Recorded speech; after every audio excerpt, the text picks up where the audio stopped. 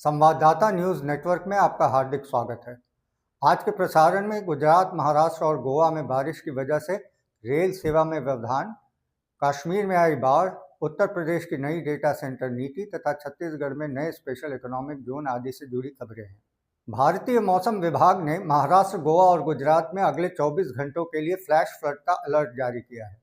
इन राज्यों के कई जिलों में 200 मिलीमीटर तक बारिश की संभावना है, जिससे अचानक बाढ़, जल भराव और भूस्खलन का खतरा बढ़ गया है। मौसम विभाग के अनुसार पश्चिमी भारत में सक्रिय दक्षिण पश्चिम मानसून के चलते लगातार भारी वर्षा हो रही है। महाराष्ट्र के कोंकण क्षेत्र, गोवा और गुजरात के कई हिस्सों में मध्यम स्तर के फ्लैश फ्लड का खतरा मंडरा रहा है। महाराष्ट्र में भारी बारिश और भूस्खलन के कारण मुंबई पुणे रेल मार्ग पर गंभीर व्यवधान हुआ है। केंद्रीय रेलवे ने 17 जुलाई तक 30 लंबी दूरी और इंटरसिटी ट्रेनों को रद्द कर दिया है, जिनमें डेक्कन क्वीन, डेक्कन एक्सप्रेस और इंटरसिटी एक्सप्रेस जैसी प्रमुख सेवाएं शामिल हैं।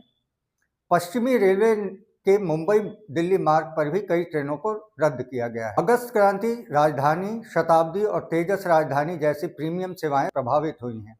Jaipur Mumbai central superfast, Bandra terminal Hisar, Bandra terminal Amritsar और बांद्रा टर्मिनल बीकानेर एक्सप्रेस को भी रद्द कर दिया गया है। जम्मू कश्मीर में लगातार भारी बारिश से कई जिलों में बाढ़ और भूस्खलन की स्थिति बनी हुई है। डोडा, किश्तवाड़ और अनंतनाग में फ्लैश फ्लड से कई सड़कें बंद हो गई हैं तथा पुल और मकान क्षतिग्रस्त हो गए हैं। जम्मू कश्मीर में सक्रिय मानसून और पश्चिमी विक्षोभ के कारण पिछले कुछ दिनों से भारी वर्षा हो रही है। डोडा जिले के भलेसा क्षेत्र और किश्तवाड़ में अचानक आई बाढ़ ने कई गांवों को प्रभावित किया, जहां पुल और सड़कें मलबे से ढक गई और यातायात बाधित हुआ। किश्तवाड़ के क्वार जल विद्युत परियोजना स्थल पर भी बाढ़ का पानी घुस गया, जिससे निर्माण कार्य प्रभावित हुआ। दक्षिण कश्मीर के अनंतनाग जिले में गुरीदमन गांव के एक प्राथमिक विद्यालय में पानी भर गया, जिससे बच्चों को सुरक्षित निकालना पड़ा। श्रीनगर, रजौरी और सांबा में भी भारी वर्षा दर्ज की गई है। इस सप्ताह असम में वर्षा सामान्य से काफ़ी कम दर्ज की गई। 2 जुलाई से 8 जुलाई 2026 के बीच राज्य में केवल 45 मिलीमीटर वर्षा हुई, जबकि सामान्य औसत 105.6 मिलीमीटर का होता है। यह दीर्घकालीन औसत से लगभग 57% कम है।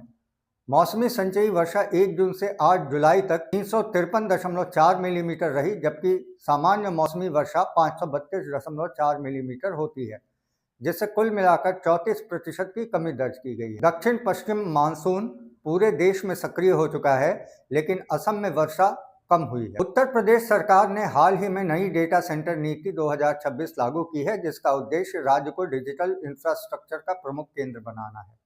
इस नीति के तहत 2 लाख करोड़ रुपए से अधिक निवेश आकर्षित करने और 2 गीगावाट क्षमता वाले आधुनिक डेटा सेंटर स्थापित करने का लक्ष्य रखा गया है।